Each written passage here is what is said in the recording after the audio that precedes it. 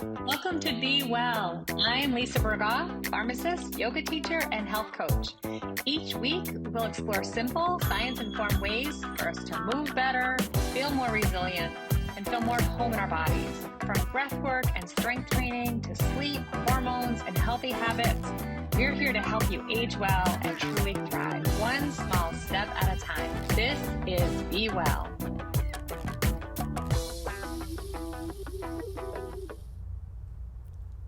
Hi, it's Lisa Bergaw, and this is Be Well. Welcome. I am here with my friend Kristie Scott, and she's the Vice President at Rushford, which is a part of Hartford Healthcare, and they work with behavioral health and addiction treatment services. And we're going to talk a little bit about alcohol awareness and recovery today, reframing addiction as a health issue. Great. Yeah. Great. So welcome. Thank so I'd you. like you just to introduce yourself and share with our viewers how you came to where you are. Okay, hi, Kristie Scott. So I'm a licensed clinical social worker. I got in this field right out of college. I actually wanted to be a teacher, and I didn't have the grades to get in the School of Education. So, but it all worked out. I love working with people, and I think, so starting with child welfare, I worked in New York City, I worked in adoption, therapeutic foster care, and then I started working with adults. And within that, I worked in inpatient care and really started to learn about serious mental illness and addiction treatment. And I was a CEO of a small behavioral health company that focused on addiction and criminogenic, people with criminogenic histories. And now I'm at Rushford, which is a very big network of different treatment modalities for mental health and addiction. Yeah, and it's so wonderful, and you've done some really wonderful things. I just wanted to bring this up because we were talking about this off camera. I love Brian Stevenson, and he's an attorney down in Alabama, and he does a lot with people on death row who have been wrongly imprisoned, especially sentenced to death, which is terrifying, just because of who they are, where they are from, and for no other reason. But what he said in a podcast recently that really stuck with me is he said that in our culture, we really criminalize addiction instead of treating it like a health issue.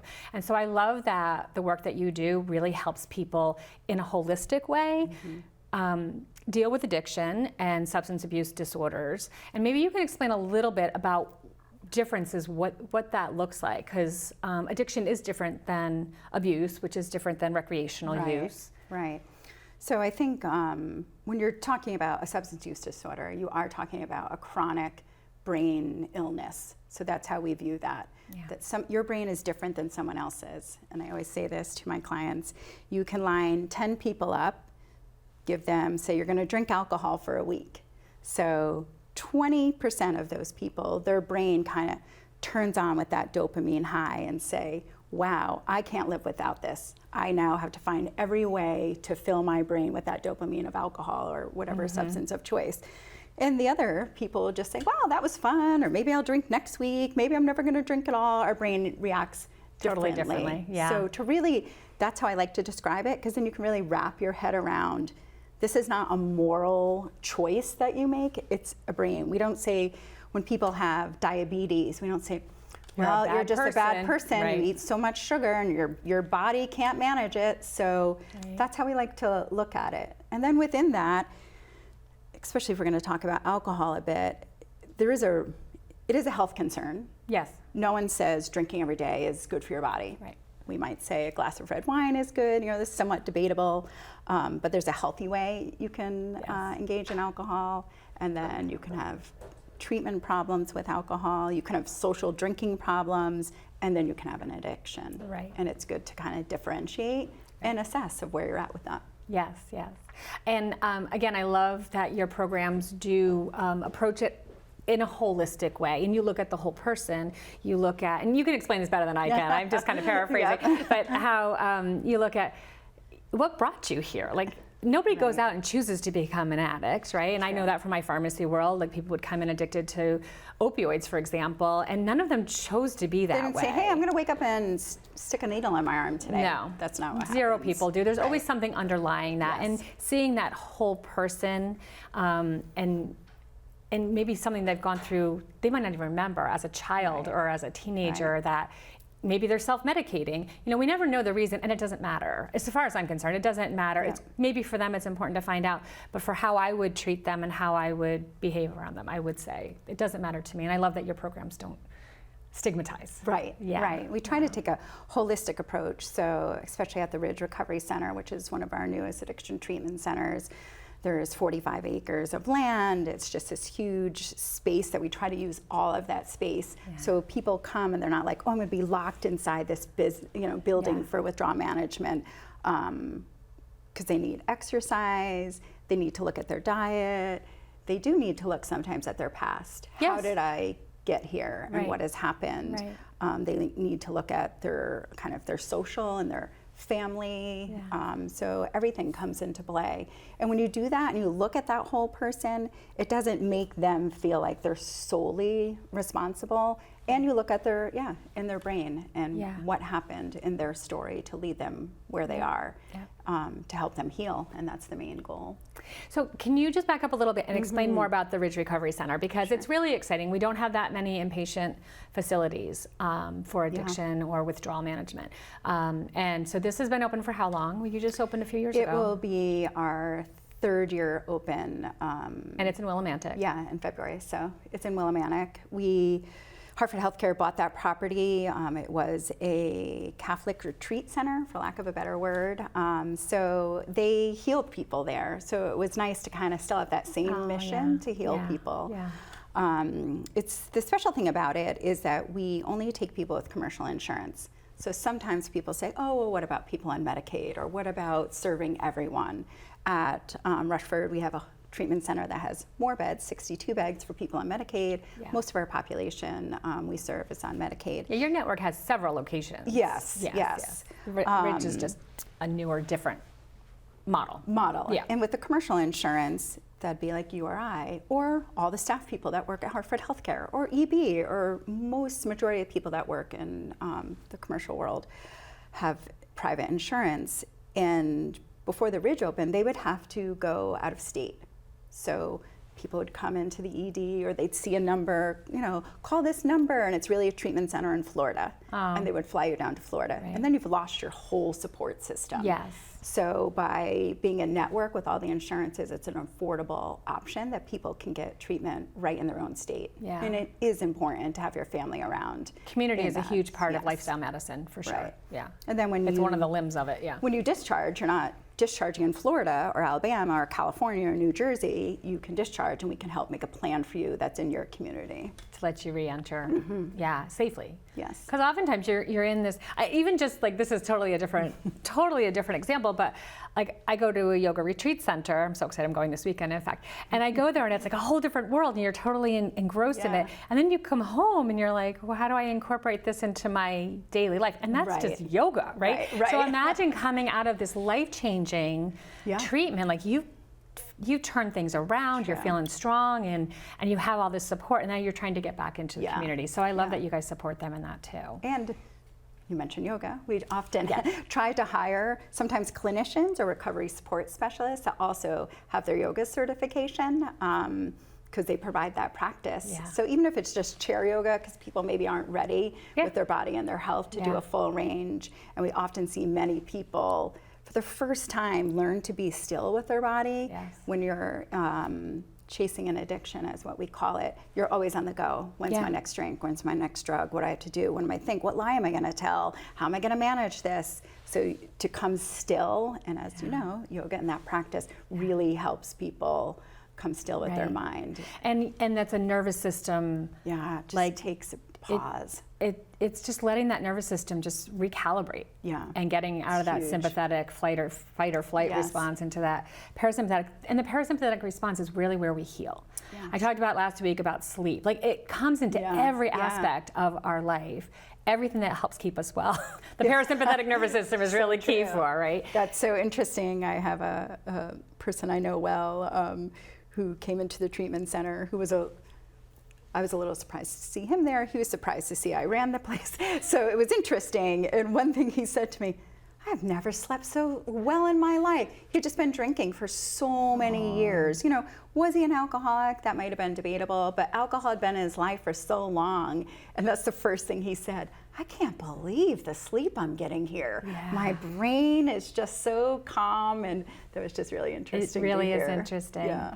And it, you know, it's unfortunate that it took him that to I get a good night's sleep, know, right? I know. Yeah, but sleep and movement. So moving our bodies. I love this phrase. We have issues in our tissues, right? We store things in our body. And the ancient yogis have been talking about that for thousands of years, and we're starting to catch up with that. But childhood trauma or even generational trauma can be stored in our bodies, and we might self-medicate to just try to feel comfortable in that, or like you said, to get that dopamine hit out of it, to feel safe or calm. Like, who knows? We never know why. Right. And so, and that doesn't, as far as I'm concerned, doesn't really matter. You're going for treatment and you're getting all the different touch points. Yes. You're getting the community, you're getting the therapy, you're getting medication if needed, you're getting movement. You're getting a safe place to rest. We do have at the Ridge Recovery Center a gym funded by Planet Fitness.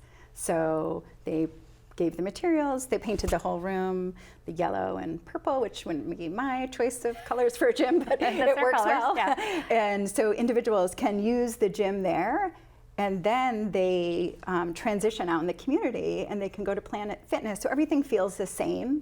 So they don't walk in the gym and think, oh my gosh, I don't know what to do here. The machines look the same, even the color looking the same. It feels comfortable to them. So we love that connection. That is wonderful. That's and some really people wonderful. have never used a gym. Right. And they go there and they learn how to use the machines. And like you said, move their body, just do something different with their brain. And I find that too, like there, I forget his name, but there's a marathon runner who started a group for recovering alcoholics. And he goes, I just kind of shifted my addiction to running. I mean, he phrased it, those are his words. But you see that quite often. Turning it into a more healthy, if you want to call it an addiction, but a more healthy outlet where you're still getting that dopamine hit, you're still getting those endorphins released. And what I find really interesting is when we have an addiction, especially to I call it an exogenous source, so something from the outside, whether it's alcohol or a medication or an opioid or whatever. It blunts the receptors in our own brain, right? So we need more to get that same feeling. When we start doing it from an inside way, when we're moving our bodies, when we're meditating, when we're sleeping, when we're breathing, when we're doing yoga or whatever it is that serves us, we actually start to create more of those receptors. So we get that high with just a normal level, and it is all connected. So that holistic approach is so beautiful, because I think in not even that recent of a past, it was not, the whole person wasn't looked at. No. And if you say, do this, don't do this. I love AA and people heal from AA, but you know, it can be very like one, here's your path, and that's the only path. So we try to say what we call it's multiple pathways. So we want you in recovery, and it can go in multiple ways. You can join AA, you can do yoga, you could do cognitive behavioral therapy. It doesn't matter how you get there, but I think offering the modalities lets people choose and the one that feels best for them. And maybe multiple ones feel best for them. Yeah. Because I know like every day I don't want to do the same thing. And then ride their bike or I have another colleague, he was on the board when I was at Perception Programs, and he had a history of addiction. And now he is, to hit that dopamine high, he does like extreme hiking and all kinds of different things, and he chooses AA as his format of recovery. And he said the older guys there, as they're drinking coffee and smoking cigarettes, say to him, you know, you really have a problem with that extreme hiking. You've replaced one thing with the other. He's like, yeah, I have. You know, but smoking, smoking is safer than it's a drug addiction, and caffeine is safer than a healthier outlet. Right. So you see that all the time in this little ways. And do you find that they help each other? I think I saw on your website too that you have some of the people that will come back that have gone through the treatment that come back as support. It's the most, I shouldn't say that, one of the most favorite staff roles is called the Recovery Support Specialist. So they are people with lived experience. They learn to use their story as their tool, let's say. So they go to a certification. There's 3 different ones you can get in Connecticut. So you're not just freshly in recovery and just telling everyone about your addiction. It has a purpose. So you learn to use it, keep boundaries, and gosh, they just make such a difference. So when you enter the treatment center, and we have this one guy named Milton, everyone, he says, hey, so happy you're here. I'm your person, you know, and they just, and he'll immediately tell people his story. Been clean 10 years, here I am. And that's so connects. hopeful. And you're like, oh my gosh, I can do that too. And I'm sure when he shares his story, and they're like, oh my God, you were back here too. I mean, I know, like, I used to do a lot of tobacco cessation, you know, smoking cessation. And I never smoked, so people are like, who are you? Like, you have no right to tell me any of this. I understand it, and I'm educated in it, but I'm not the one that they're really going to listen to. You don't know what it feels like to give up like a cigarette or smoke a cigarette. So it's really, really powerful. We have another program at Ridge Recovery Center called Extended Stay. So individuals, if they've gone through their withdrawal management and they've stayed for residential stay and they just don't feel ready to go home, or sometimes families aren't ready for them to come home. So they can rent, they kind of look like Marriott rooms. It's not the cheapest thing in the world, but it's a pretty average price. And people will stay there a week, 2 weeks. We had a guy stay 6 months there just to work on his recovery.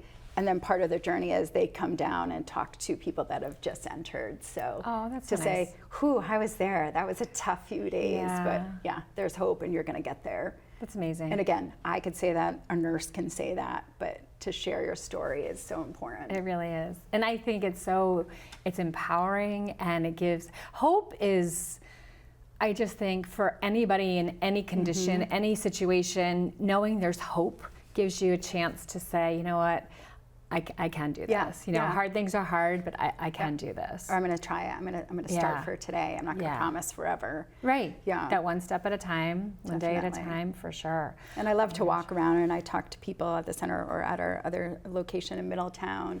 And people say, you know, thank you so much, and I hope to never see you again. And I'm like, I understand that, but we are here because it's just a cyclical disease. It can always, it doesn't always.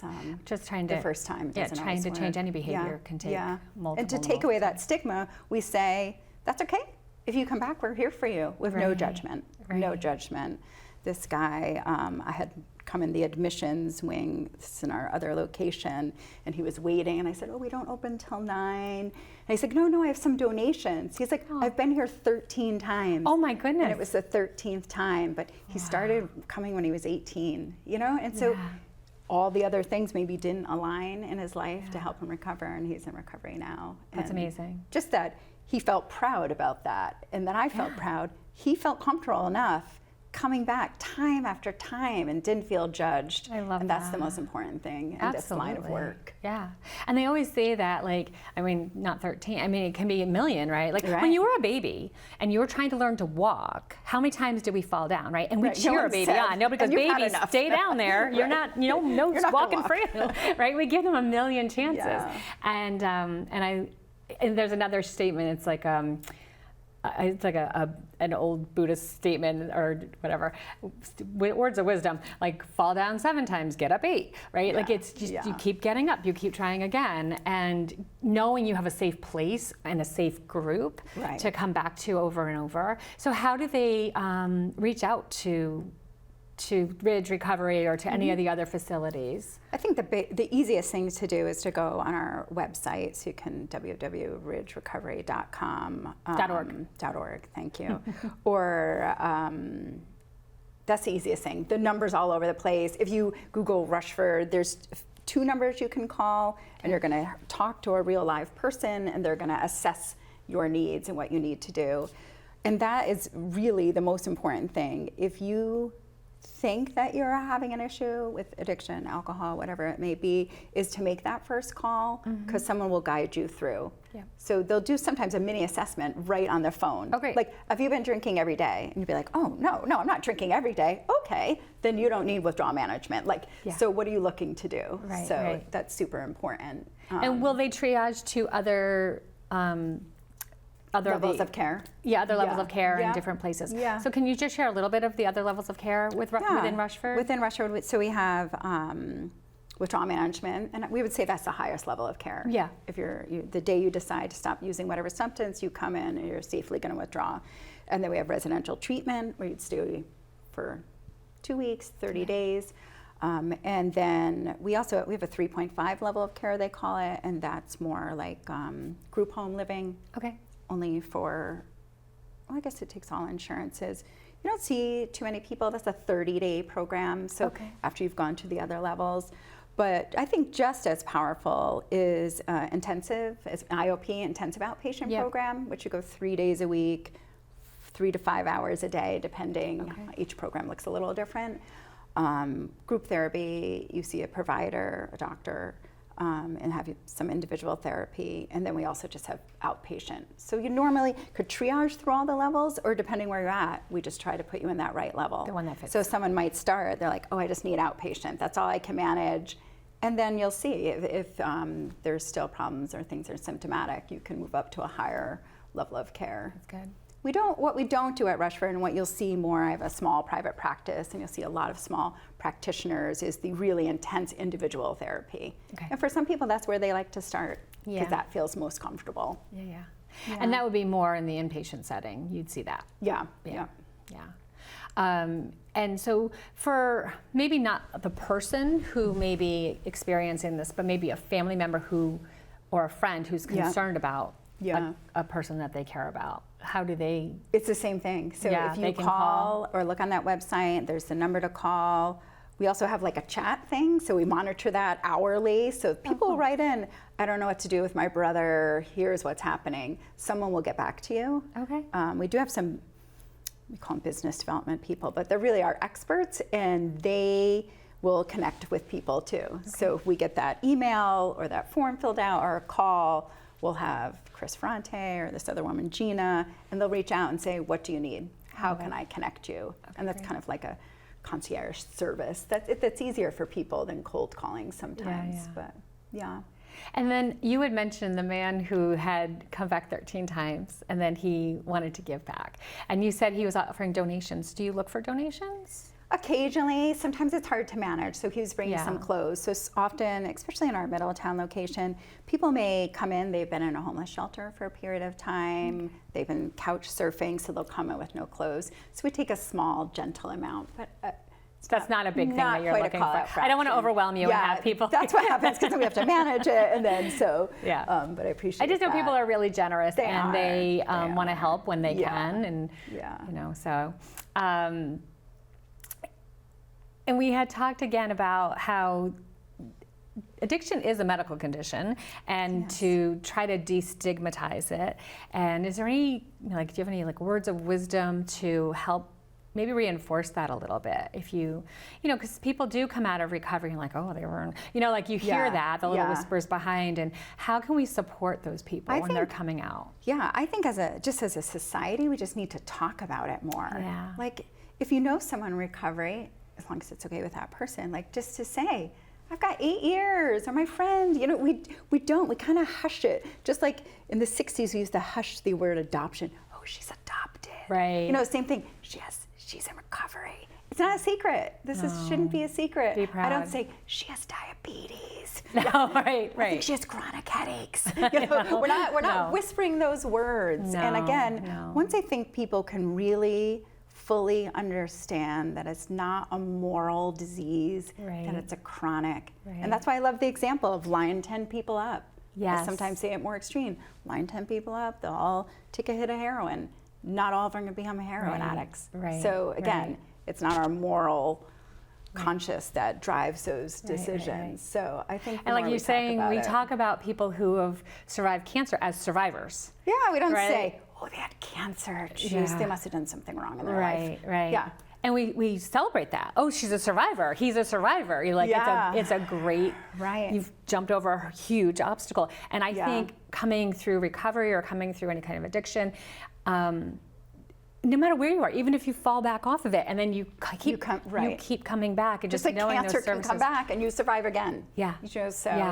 That's a good way to look at it. And and it's interesting because I'm not in recovery, and I do drink, and so people like to talk about it. They don't.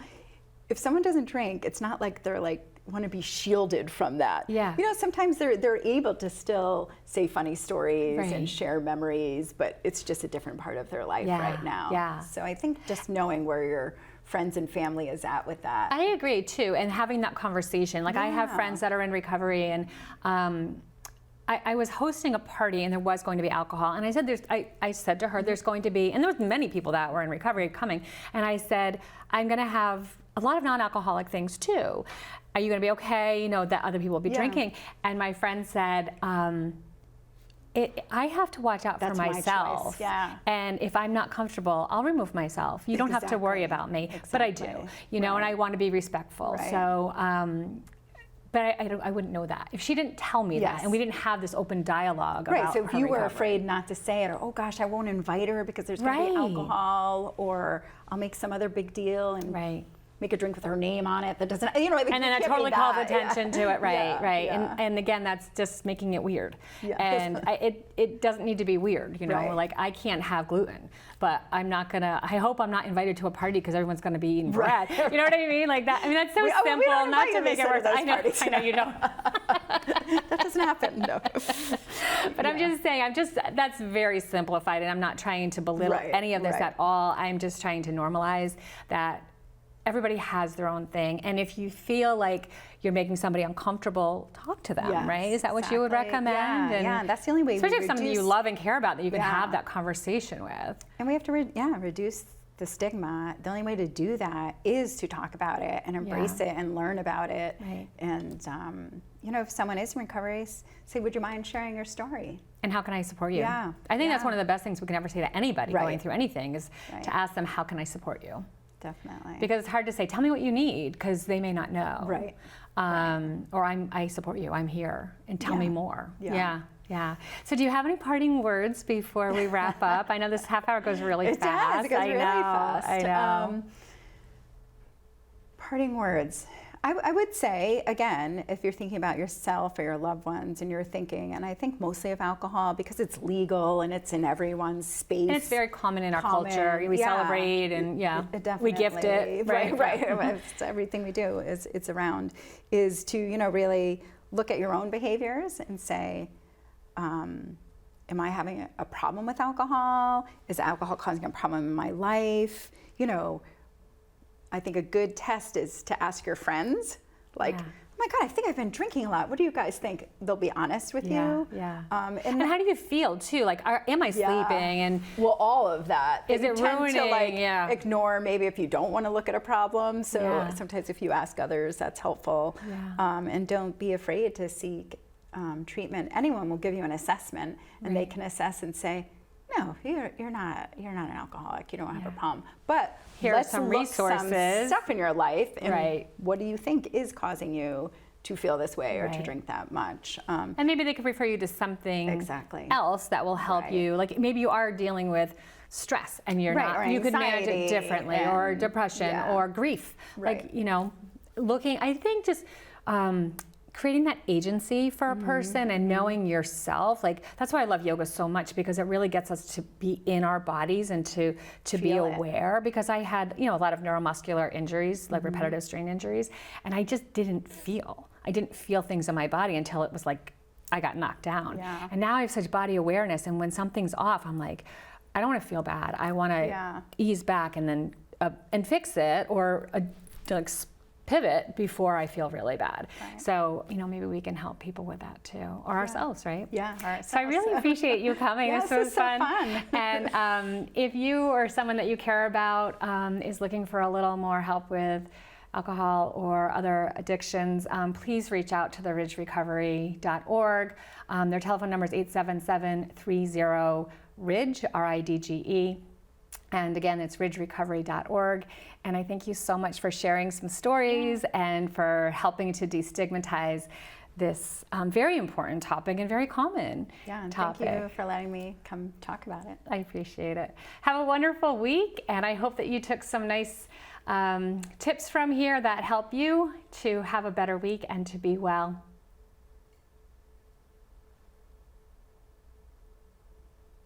Thank you for joining me on Be Well. I hope today's conversation inspires at least one simple way for you to support yourself.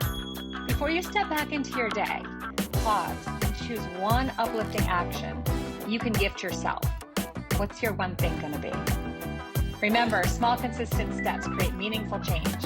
Until next time, take a breath, take care, and be well.